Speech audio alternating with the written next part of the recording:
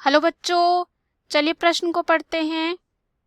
वृक्क के कार्य में जक्ष्टागुक्ष उपकरण का क्या महत्व है। इस प्रश्न में हमें बताना है कि वृक्क के कार्य में जक्ष्टागुक्ष उपकरण का क्या महत्व होता है। तो आइए इस प्रश्न का जो है हल देखते हैं।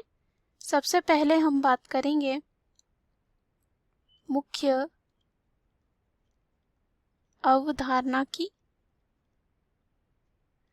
तो इस प्रश्न में हमारे जक्ष्टागुक्ष उपकरण जो है मुख्य अवधारणा हो जाएगा। तो अगर हम बात करें इसकी, ये क्या होता है। ये जो उपकरण होता है जक्ष्टागुक्ष उपकरण, यह एक वृक्क या कह सकते हैं गुर्दा का एक संरचना होता है जो नेफ्रॉन के कामकाज यानी कि कह सकते हैं जो कार्य होते हैं कामकाज को क्या करता है, नियंत्रित करता है। क्या करता है, नियंत्रित करता है। इसका कार्य क्या है, नियंत्रण करना। और यहाँ पे नेफ्रॉन गुर्दे की मूल जो है संरचनात्मक इकाई होती है जो इन अंगों से गुजरने पर रक्त को शुद्ध करने के लिए जिम्मेदार होती है। उसके बाद अगर हम जक्ष्टागुक्ष उपकरण की बात करें तो ये जो है नलिकाकार और कह सकते हैं नलिका भाग और एक अभिवाही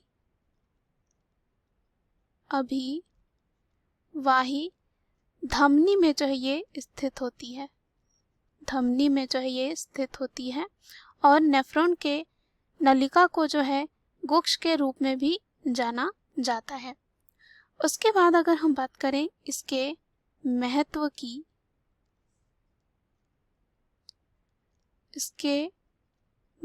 की बात करें तो जक्ष्टागुक्ष उपकरण का जो है उत्सर्जन प्रक्रिया में जो है एक जटिल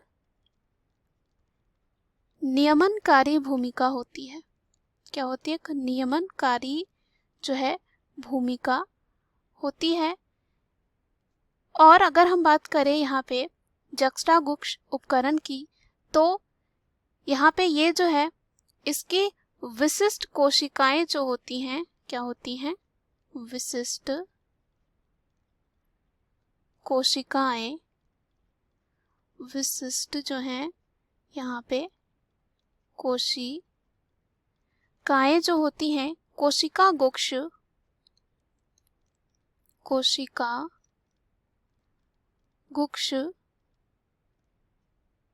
कोशिकागुक्ष निस्यंदन का जो है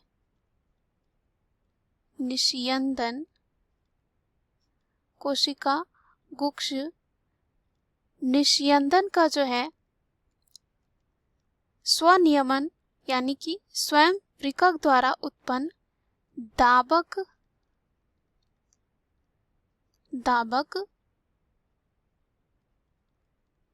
क्रियाविधि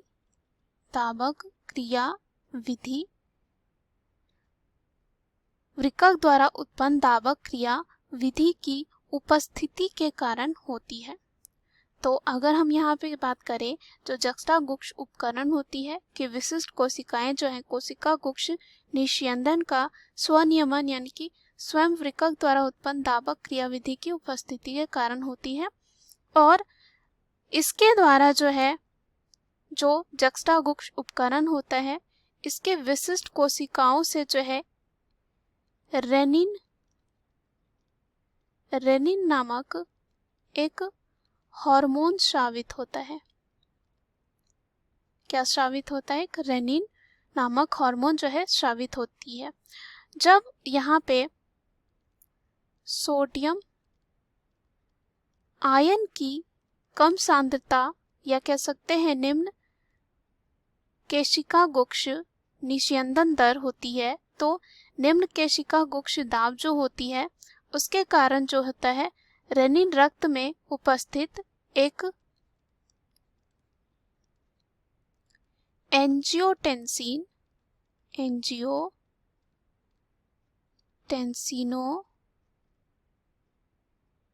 जन को जो है इसको बदल देता है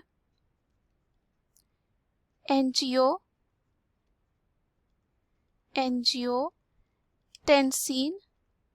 1 में, एंजियोटेंसिन 1 में, और बाद में जो है यही बदल जाता है आगे जाकर एंजियोटेंसिन 2 में। और एंजियोटेंसिन 2 जो होती है प्रभावकारी वाहिका होती है। क्या होती है? एक प्रभावकारी जो है वाहिका होती है, और कह सकते हैं प्रभावकारी वाहिका संकीर्णक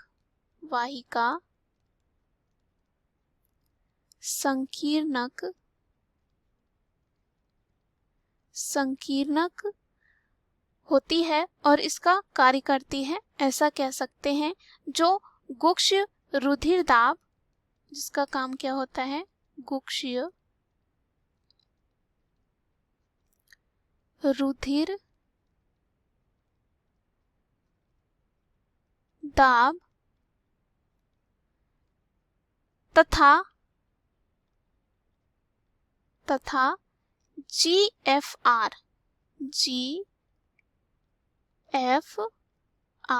यहाँ पे GFR क्या है? गुक्ष निष्पन्द दर, जिसे हम GFR कहते हैं। इसमें क्या होता है? यह जटिल क्रियाविधि रेनिन एंजियोटेंसी, यहाँ पे क्या होती है? यह जटिल क्रियाविधि जो है रेनिन, साथ ही साथ यहाँ पे जो है एंजियोटेंसिन